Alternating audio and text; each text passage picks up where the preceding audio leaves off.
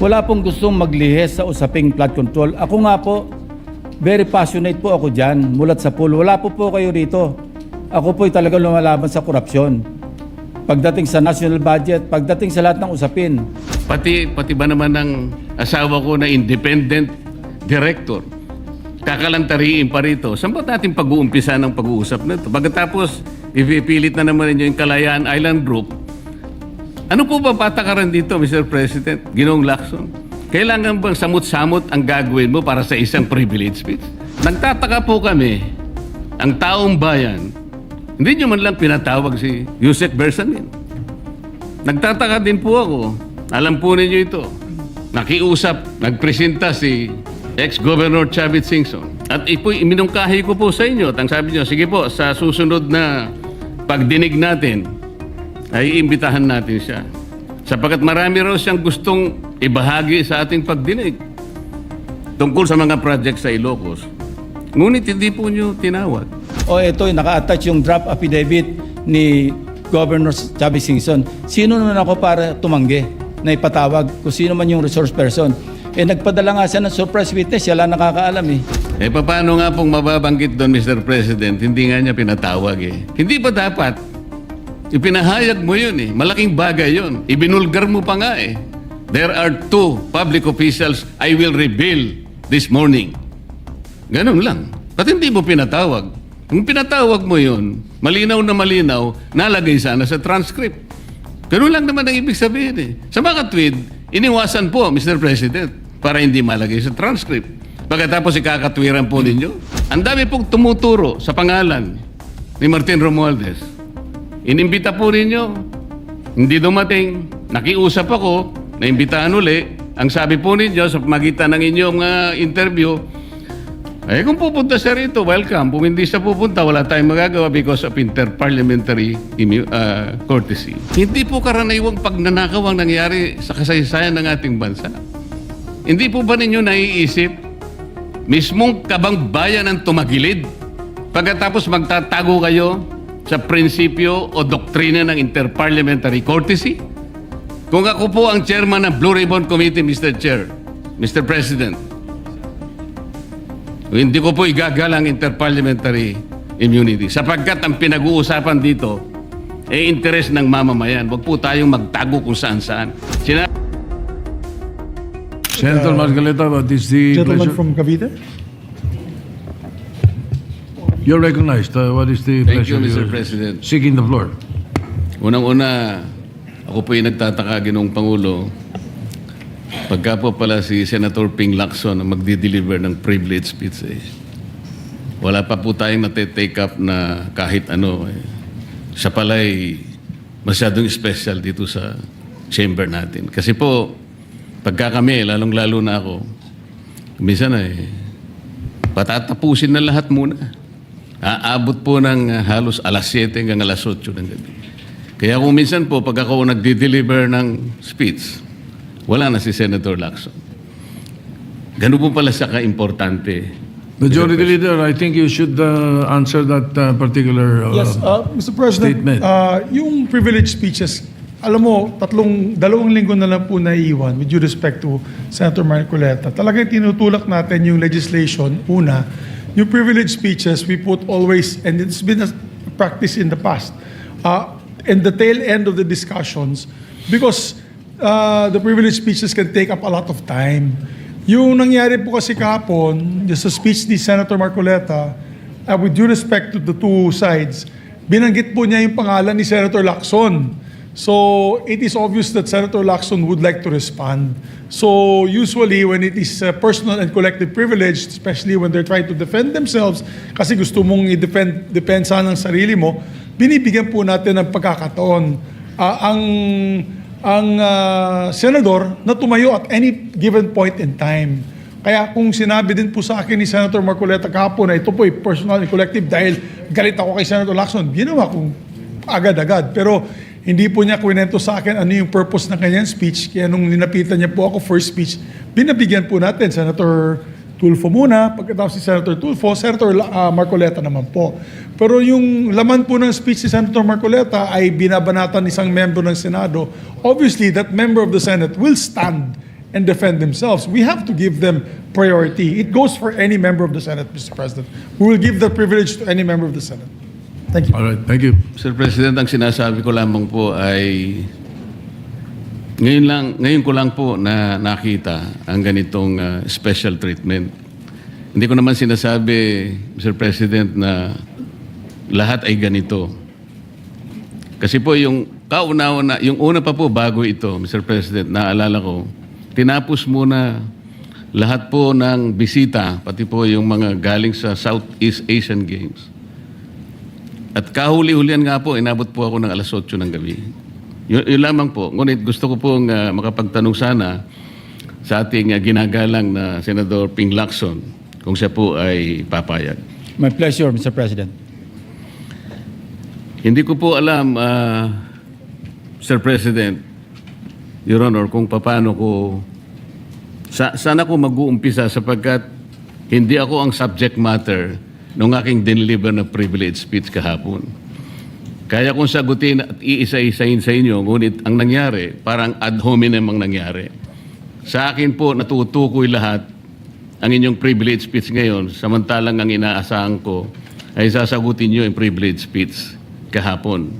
Kasi kung ganun pong mangyayari, Mr. President, malilihis na naman po tayo sa inaasahan ng ating mga mamamayan.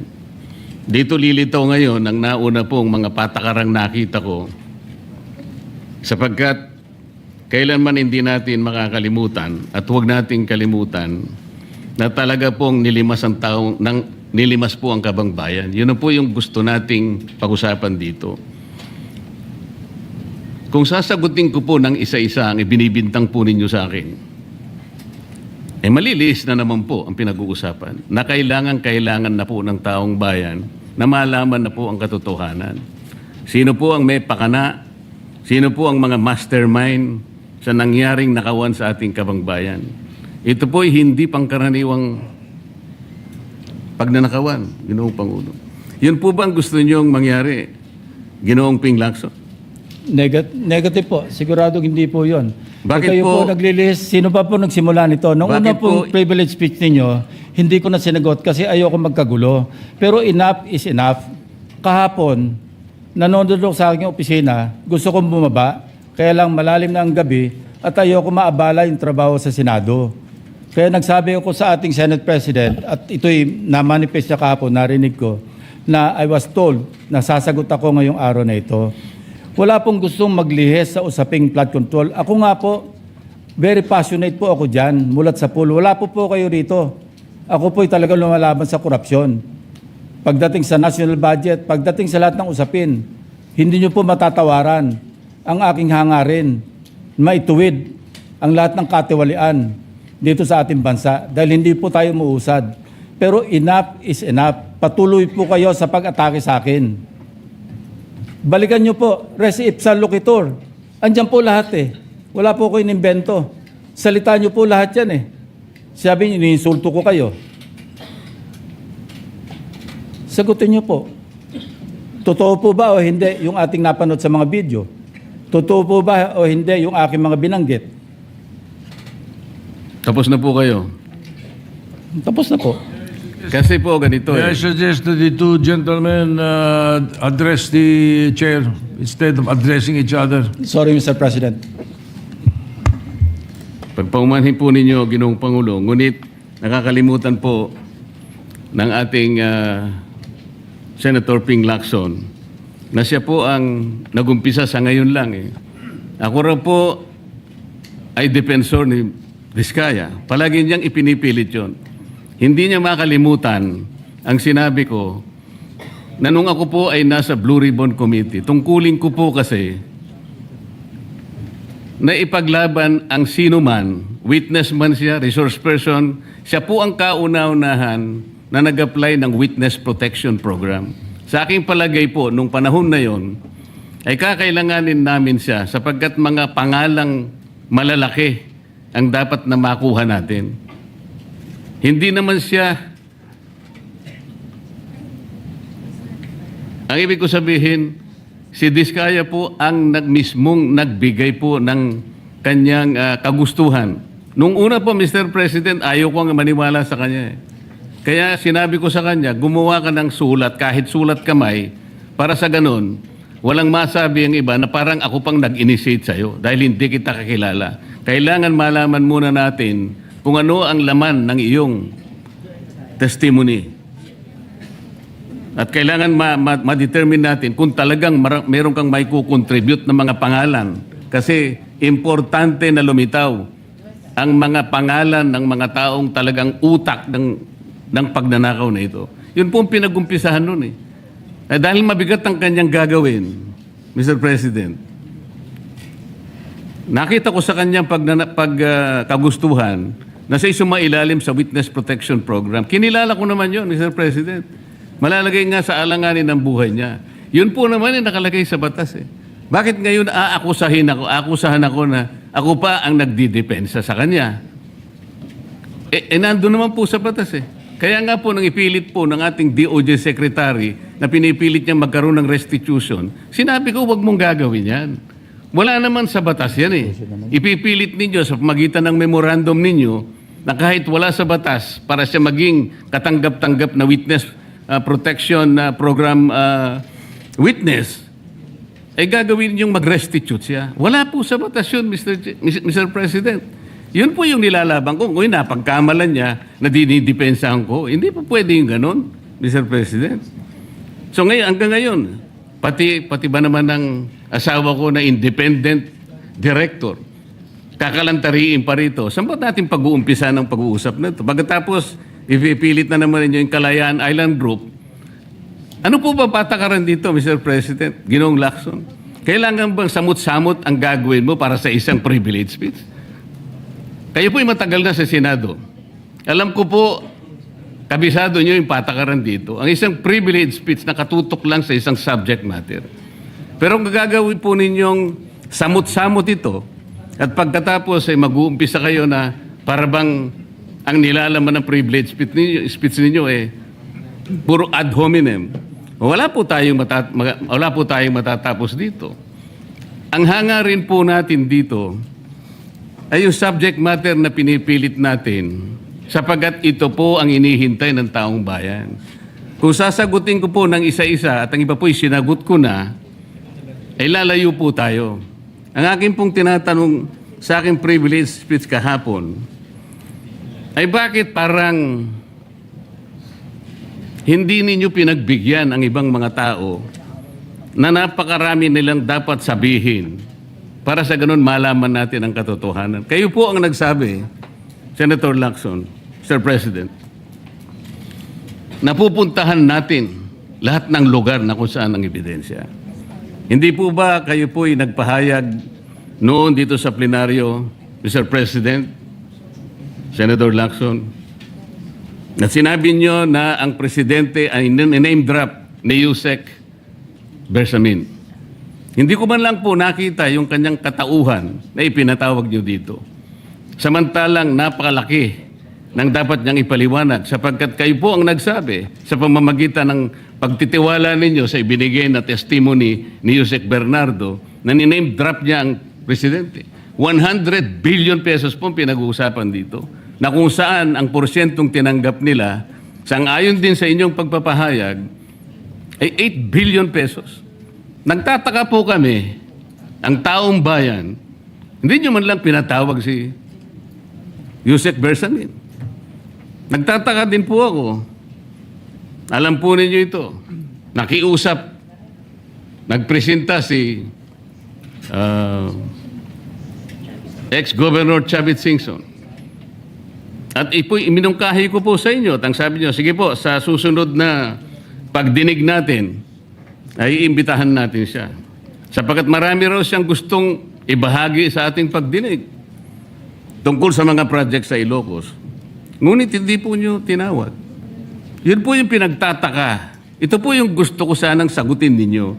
Sa akin po, wala nang kwenta kahit na ako'y patutsadahan ninyo, na ganito ako, ganito kami, ganyan. Hindi na po mahalaga sa akin yun eh. Ang mahalaga po, Mr. President, ang taong bayan ngayon na naghihintay ng kasagutan sa maraming katanungan nila kung magagawa pa natin na buklatin lahat ang dapat buklatin. kilalanin kung sino dapat kilalanin. Ang gusto ko pa po sana, Mr. President, sana sagutin po ninyo, Senator Lacson. May I respond, Mr. President? May I respond, Mr. President? Yes, please, go ahead. Mr. President, Your Honor, have you read the partial committee report?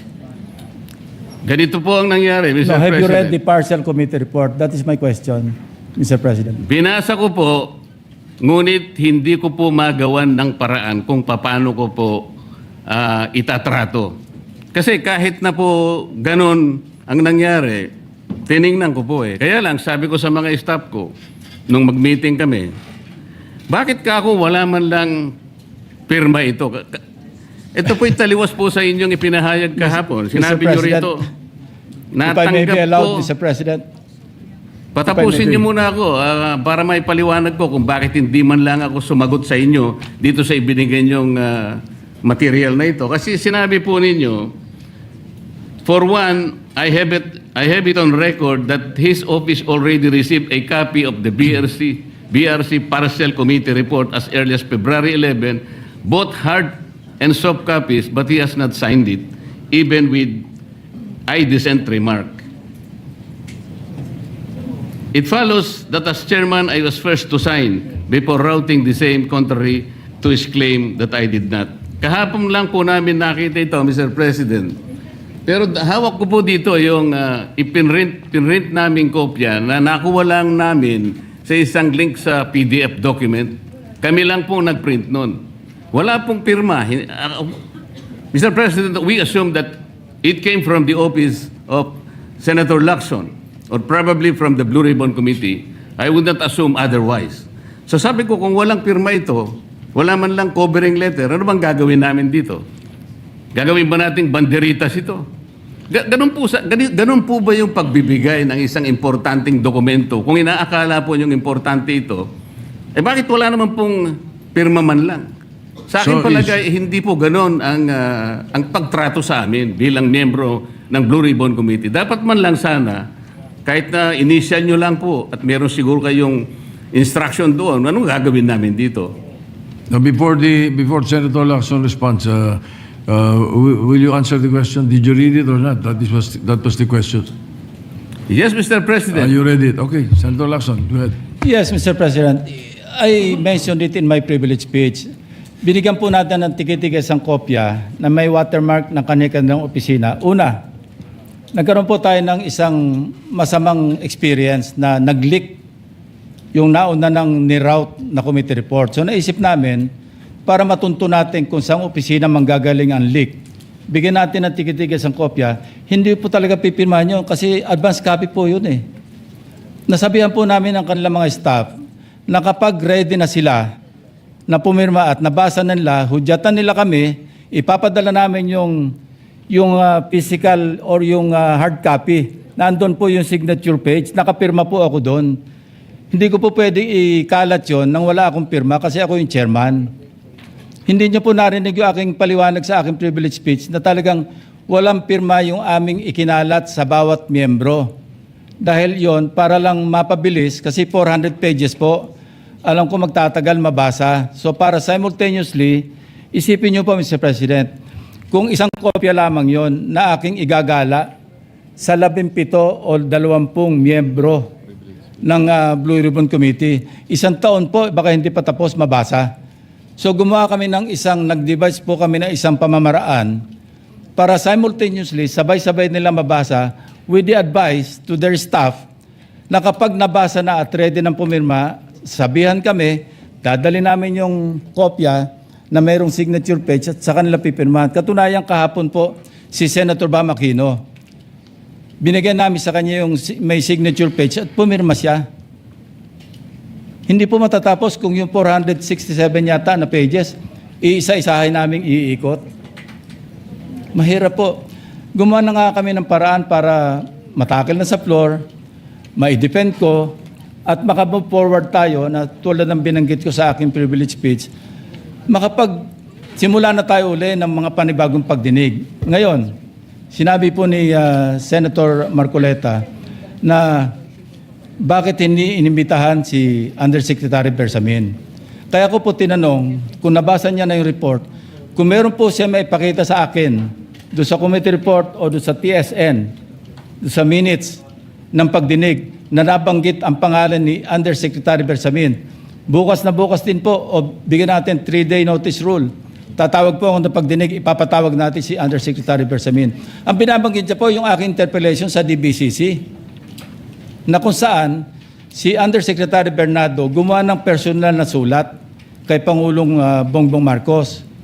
At sinasabi niya doon na ito yung mga personalidad na alam niya, na naalala niya na mayroong allocable at kung ano pa. Wala po sa Blue Ribbon Committee minutes yun. Sa labas po yan sa plenaryo, sa DBCC, sa National Budget Deliberation.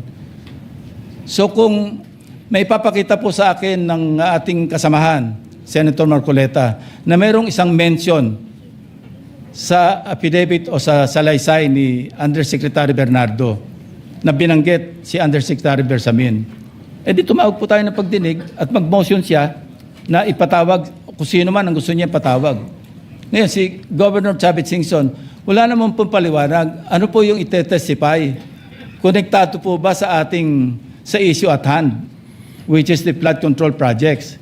Kung konektado po, sana sumulat po siya sa chairman at sinabi niya, ito yung lalamanin ng itetestify o ito yung naka-attach yung draft affidavit ni Governor Chavit Singson. Sino naman ako para tumanggi na ipatawag kung sino man yung resource person?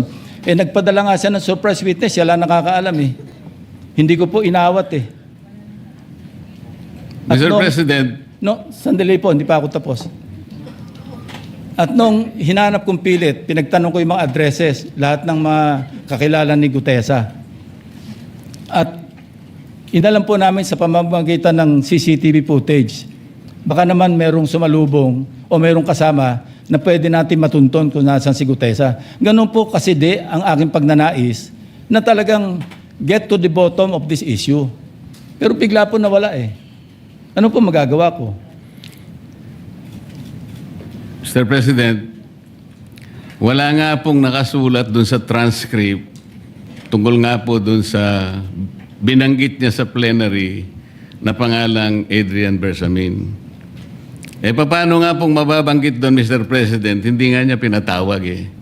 Samantalang dapat niyang ipatawag, siya mismo ang nag-highlight. Isip-isipin po ninyo, nagawa po ni Senator Lacson na isama sa plenary debates ng ating 2026 budget. Ganun ka-importante ang bahagi na yon, Mr. President. Hindi ba dapat? Ipinahayag mo yun eh. Malaking bagay yun. Ibinulgar mo pa nga eh. There are 2 public officials I will reveal this morning. Ganun lang. Ba't hindi mo pinatawag? Kung pinatawag mo yun, malinaw na malinaw, nalagay sana sa transcript. Ganun lang naman ang ibig sabihin eh. Sa mga tweet, iniwasan po, Mr. President, para hindi malagay sa transcript. Pagkatapos ikakatwiran po ninyo, kung nasa transcript, di sana pinatawag ko. Baligtad po ang ginawa ninyo, Mr. President. Katulad din po sa 30, Nara Street sa South Forbes. Ilan po yung binanggit na mga tao doon? Hindi ko po sinasabing totoo yun, pero for purposes of the inquiry and investigation, kung talagang ganun, kalawak ang inyong pananaw, dahil pati nga po yung pagpunta ni Gutesa, pati CCTV po ipinakita ninyo. And dami po sana ng pagkakataon na nakita sana lahat ng mga binanggit ni Saldico na mga ginamit na sasakyan. Makikita doon sa pagitan ng alas 9 hanggang alas 10 ng umaga. Tawagin natin yung kung sino man yung security agency doon. Pero hindi po ninyo ginawa eh. Pero sasabihin po natin, you wanted to emphasize one point. Kung nasaan ang ebidensya, ay talagang pupuntahan natin. Kayo po ang inconsistent eh. Pagkatapos ako ang sasabihin ninyong inconsistent. Ang dami po eh. Nakiusap ako na, sabi nga natin, ang dami pong tumuturo sa pangalan ni Martin Romualdez. Inimbita po ninyo, hindi dumating. Nakiusap ako, naimbitahan uli. Ang sabi po ninyo sa magitan ng inyong interview, kung pupunta siya rito, welcome. Kung hindi siya pupunta, wala tayong magagawa because of interparliamentary courtesy. Mr. President, Hindi po karaniwang pagnanakaw ang nangyari sa kasaysayan ng ating bansa. Hindi po ba ninyo naiisip, mismong kabang bayan ang tumagilid, pagkatapos magtatago kayo sa prinsipyo o doktrina ng interparliamentary courtesy? Kung ako po ang chairman ng Blue Ribbon Committee, Mr. Chair, Mr. President, hindi ko po igagalang interparliamentary immunity sapagkat ang pinag-uusapan dito interes ng mamamayan. Huwag po tayong magtago kung saan-saan. Sinabi po ninyo, Mr. President, Senator Lacson, yung Apostille Convention. Hindi ba pinahayag po ninyo sa isang pag-i-interview ninyo na kung si Saldi ko lamang ay makakuha ng isang subscribe statement, kahit sa Zoom lang, ipatatawag namin siya? Bakit hindi po ganun ang ginawa ninyo? Pwede naman siyang mag-Zoom pagkatapos na magkaroon ng apostille sworn statement. Bakit hindi po ninyo ginawa? Meron naman pong Zoom eh. Natatakot yung tao. Nanganganib ang kanyang buhay. At palagay ko naman, nanganganib nga talaga. Iintay pa po ninyo na humarap sa inyo? Pwede naman ang Zoom eh. Kung talagang gusto nyong tuntunin ang lahat ng mga ebidensya na dapat nating puntahan. Ito po yung pinupunto ng aking privilege speech kahapon eh. Hindi ko nga po alam na kapag ako po ang magdi-deliver ng privilege speech, Mr. President, palagi po kayong nawawala. Kasi nga, nasa bandang huli na po ako eh. Pero kung talagang gusto nyo lamang, alam nyo naman, nasa agenda po natin kung sino po ang tatayo para mag-deliver ng privilege speech eh. Ayaw ko pong isipin na sinasadya ninyo. Ngunit narinig naman po ninyo eh. Mr. President, pagkatapos isasama yung Kalayaan Island Group, ano po ba talaga pinag-uusapan natin dito? Yung kapakanan ng bayan, pinipilit po nyong pinagtatanggol ko ang China. Sa March 12 po, Mr. President, Senator Lacson, sana po may panahon kayo sapagkat pinatawag ko sa magitan ng isang resolution at ito po ay alam na ni Senator Erwin. Pinatawag ko po ang NAMRIA, pinatawag ko po ang Philippine Coast Guard, Philippine Navy, ang DFA, pinatawag ko rin po si Justice Carpio at saka yung profesor sa UP. At kung sino man po ang interesado, pero once and for all, malaman po natin dito kung sino ang sinungaling, kung sino ang makatsina, kung sino ang naggagaling-galingan at nagpapanggap na expert in international law. Sana po, Senator Lacson, nandun po kayo. Mr. President, may we hear from the chairman of the Foreign Relations Committee because his name was mentioned. May I just confirm if indeed he will call for a hearing and invite those people mentioned, Mr. President, with due respect? Well, as requested, if you would like to respond, Senator Erwin Tulfo. Thank you, Mr. Chair. This morning, I have received a letter from the Department of Foreign Affairs citing that they cannot attend, including NAMRIA, Mr. Chair, and we have already written to the various chiefs of staff of the members of the Committee on Foreign Affairs. They cited, including NAMRIA, that they cannot attend because of the fact that it is a matter of national security, Mr. President. And I also have a copy that will be sent to your office, Mr. President. The reason given by NAMRIA, the Armed Forces of the Philippines, and the Department of Foreign Affairs, Mr. President. In other words, Mr. President, the gentleman from Pampanga and Tarlac is confirming something that is not confirmed. Mr. President, that is too much of a statement. Kausap ko pa lamang ang chairman at kaming dalawa po nagkakausap at niremind pa nga ako yung mga nakarang araw na March 12, okay ka na. So, ang sabi ko sa kanya, ito po ang dapat nating maimbitahan. Bakit naman po nagkaroon ng issue sa national security ang pagdinig tungkol sa usapin sa West Philippine Sea? Mr. President? Ito na naman po ba ay patakaran para ilihis na naman? Hindi po pag-uusapan dito kung ano-ano mang klaseng teritoryo pag-uusapan dito. Ang pag-uusapan lang natin ay yung masigalot na pinalalaki nila at hindi nila maintindihan na walang kamatayang West Philippine Sea. Nakalagay po kasi sa Administrative Order number 29 dated 2012, Mr. President, 14 na taon nang nakararaan, minanduhan mismo ang NAMRIA at ang DFA na mag-submit ng mapa at mga charts sa opisina ng United Nations General, UN Secretary General, at inotify ang lahat ng international organizations katulad ng IHO. Ano po bang ibig sabihin nun, Mr. President? Alam po ba ito ni Senator Lacson, yung Administrative Order number 29? This is something between the chairman of the Foreign Relations Committee and the gentleman from Tarlac and Pampanga, Mr. President. Hindi po, tinatanong ko po kayo. No, kasi, I don't know Administrative Order number 29. Oh, Mr. hindi po President. ninyo alam, sasabihin ko sa inyo. I don't Ulitin need to ko. know, Mr. President. I'm not interested. Hindi po kayo interesado sa isang bagay na napaka-importante sa ating bansa? Hanggang ngayon, hindi ma-drawing ang West Philippine Sea. Hindi kayo interesado? Hindi po ko rin interesado sa sinasabi ninyo. Maring hindi po kayo sinasabi na interesado Kasi, sa sinasabi ko. no, Ngunit this ang sasabihin ko, interesado ang buong Pilipinas sapagkat ito, dito nakasalalay po kung sino nagsasabi ng totoo. So ayaw po ninyong malaman ang totoo, Ginoong Lacson? Kasi po, Mr. President, ang ipapalabas na naman niya, yung China, may karapatan dyan sa lugar na yan. Kaya ayoko na po marinig kasi ilang beses na po natin narinig yan, medyo masakit na sa tenga eh. Alam po Kaya ninyo, sinasabi ko po, ayoko na alam po ninyo, marinig Mr. kung President, nanggagaling sa kanya, Mr. President. si Senator Lacson po ay, ang pagkakaalam ko, isang magaling na investigador. Eh ngayon po pala yung manghuhula na. Paano po niya nahulaan? Ang sasabihin ko ay, The debate is going into Yeah. motives and all of that. So, motu proprio, the presiding officer declares the session suspended.